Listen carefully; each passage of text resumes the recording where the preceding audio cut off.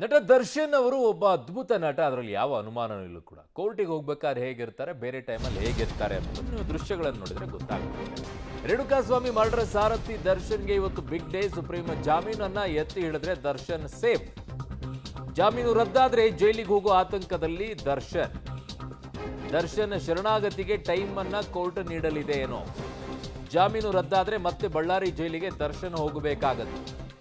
Supreme ನೀಡೋ ಆದೇಶದ ಮೇಲೆ ದರ್ಶನ್ ಭವಿಷ್ಯ ಈಗ ನಿಗದಿಯಾಗುತ್ತೆ. ರೇಣುಕಾಸ್ವಾಮಿ ಮರ್ಡರ್ ಸಾರಥಿ ದರ್ಶನ್ಗೆ ಬಿಗ್ ಡೇ ಇವತ್ತು. ಯಾಕೆ ಅಂತಂದ್ರೆ ಸುಪ್ರೀಂ ಕೋರ್ಟ್ನಲ್ಲಿ ತೀರ್ಪು ಇವತ್ತು ಏನಾಗುತ್ತೆ ಅನ್ನುವಂಥದ್ರ ಮೇಲೆ ಗೊತ್ತಾಗುತ್ತೆ.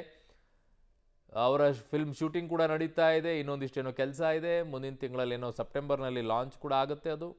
ಅದರ ಮಧ್ಯದಲ್ಲಿ ಈಗ ಬೇಲ್ ಏನಾದರೂ ರದ್ದಾದರೆ ಅವರ ಪರಿಸ್ಥಿತಿ ಏನು? ಬಳ್ಳಾರಿ ಜೈಲಿಗೆ ಹೋಗಬೇಕಾಗತ್ತಾ ಅಥವಾ ಸಮಯಾವಕಾಶವನ್ನು ಕೇಳ್ತಾರಾ ಅಥವಾ ಸಮಯಾವಕಾಶವನ್ನು ಕೊಡೋಕ್ಕೆ ಅವಕಾಶ ಇರೋದಿಲ್ವಾ? ಎಲ್ಲವನ್ನ ನೋಡಬೇಕಿದೆ. ನನ್ನ ಸಹೋದ್ಯೋಗಿ ಈಗ ಕ್ರೈಮ್ ಬ್ಯೂರೋ ಹೆಡ್ ಆಗಿರುವಂಥ ಮುರಳೀಧರ್ ನನ್ನ ಸಂಪರ್ಕಕ್ಕೆ ಸಿಗ್ತಾ ಇದ್ದಾರೆ. ಮುರಳಿ, ಈ ವಿಚಾರದಲ್ಲಿ ದರ್ಶನ್ ಅವರು ಒಬ್ಬ ಅದ್ಭುತ ನಟ ಅನ್ನೋದರಲ್ಲಿ ಯಾವ ಅನುಮಾನನೂ ಇಲ್ಲ. ಕಾರಣ ಅವರು ಕೋರ್ಟಿಗೆ ಹೋಗೋ ಸಂದರ್ಭದಲ್ಲಿ ಹೇಗೆ ಇರ್ತಾರೆ, ಜೊತೆಗೆ ಬೇರೆ ಸಂದರ್ಭದಲ್ಲಿ ಅವರು ಹೇಗಿರ್ತಾರೆ ಅನ್ನುವಂಥದ್ದು ಅವರ ಬಾಡಿ ಟೆಕ್ಸ್ಚರ್ ಮೇಲೆ ಗೊತ್ತಾಗ್ಬಿಡುತ್ತೆ. ಅದು ಒಂದು ಕಡೆಗೆ ಪಕ್ಕಕ್ಕಿಡೋಣ. ಬಟ್ ಇವತ್ತಿನ ಬೇಲು ರದ್ದಾಗುವ ವಿಚಾರದಲ್ಲಿ ಅಥವಾ ಬೇಲ್ ಮುಂದುವರಿಸುವ ವಿಚಾರದಲ್ಲಿ ಸುಪ್ರೀಂ ಕೋರ್ಟ್ ಆದೇಶ ದರ್ಶನ್ ಅವರ ಮುಂದಿನ ಭವಿಷ್ಯದ ಮೇಲೆ ಹೇಗೆ ಡಿಪೆಂಡ್ ಆಗುತ್ತೆ, ಯಾವ ರೀತಿಯಾಗಿ ಪರಿಣಾಮಗಳನ್ನು ಉಂಟು ಮಾಡುತ್ತೆ ಮುರಳಿ?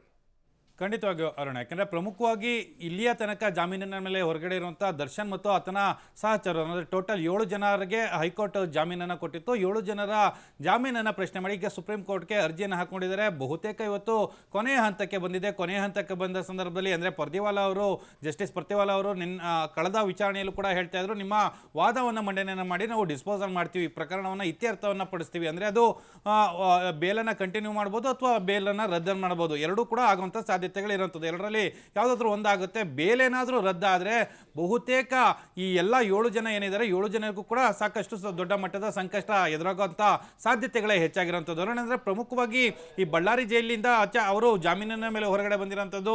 ಅದೇ ಲೆಕ್ಕಕ್ಕೆ ತೆಗೆದುಕೊಂಡ್ರೆ ಬಳ್ಳಾರಿ ಜೈಲಿಗೆ ಮತ್ತೆ ವಾಪಸ್ ಹೋಗಬೇಕಾಗುತ್ತೆ. ಬಳ್ಳಾರಿ ಜೈಲಿಗೆ ಹೋಗಿ ಅಲ್ಲಿಯೇ ಮುಂದಿನ ಏನು ಕಾನೂನಿನ ಹೋರಾಟಗಳಿರ್ತವೆ, ಅದು ಕಾನೂನಿನ ಚಟುವಟಿಕೆಗಳನ್ನು ನಡೆಸಬೇಕಾಗಿರುವಂಥದ್ದು. ಆ ಸಂದರ್ಭದಲ್ಲಿ ಸಾಮಾನ್ಯವಾಗಿ ಚಾರ್ಜ್ ಫ್ರೇಮನ್ನು ಬೇಗ ಮಾಡ್ಕೊಳ್ತಾರೆ. ಇದುವರೆಗೂ ಕೂಡ ಈ ಕೊಲೆ ಪ್ರಕರಣದಲ್ಲಿ ಚಾರ್ಜ್ ಫ್ರೇಮ್ ಆಗಿಲ್ಲ. ಈ ಆರೋಪಿಗಳನ್ನು ಆರೋಪಿಯ ನಿಗತ್ತಿ ಕೆಲಸವನ್ನು ಏನು ಹೇಳ್ತಾರೆ ಆ ಚಾರ್ಜ್ ಫ್ರೇಮನ್ನು ಇನ್ನೂ ಕೂಡ ಮಾಡಿಲ್ಲ. ಚಾರ್ಜ್ ಫ್ರೇಮನ್ನು ಮಾಡಿದ ಬಳಿಕ ಮುಂದಿನ ಹಂತಗಳಲ್ಲಿ ಸಾಕ್ಷಿಗಳನ್ನು ವಿಚಾರಣೆ ಮಾಡುವಂಥದ್ದು, ಜೊತೆಗೆ ಹೇಳಿಕೆಗಳನ್ನು ದಾಖಲು ಮಾಡಿಕೊಳ್ಳುವಂಥದ್ದು.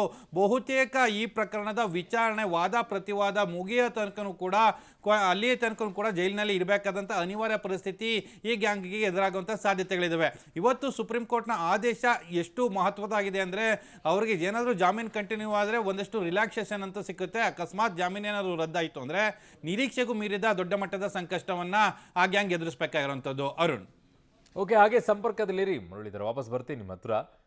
ಇವತ್ತು ಬೇಲ್ ಏನಾಗುತ್ತೆ ಅನ್ನುವಂಥದ್ದು ಎಲ್ಲರಲ್ಲೂ ಕೂಡ ಮನೆ ಮಾಡಿದೆ. ಈ ವಿಚಾರದಲ್ಲಿ ಅವರ ಅಭಿಮಾನಿಗಳಂತೂ ಈಗ ಅನೇಕ ದೇವರ ಹತ್ರ ಪ್ರಾರ್ಥನೆಯನ್ನೆಲ್ಲ ಮಾಡ್ಕೊಂಡು ಕೂತಿದ್ದಾರೆ. ನಮ್ಮ ಬಾಸಿಗೆ ಹಂಗಾಗಬೇಕು, ನಮ್ಮ ಬಾಸಿಗೆ ಹಿಂಗಿರಬೇಕು ಅಂತ ಹೇಳಿ.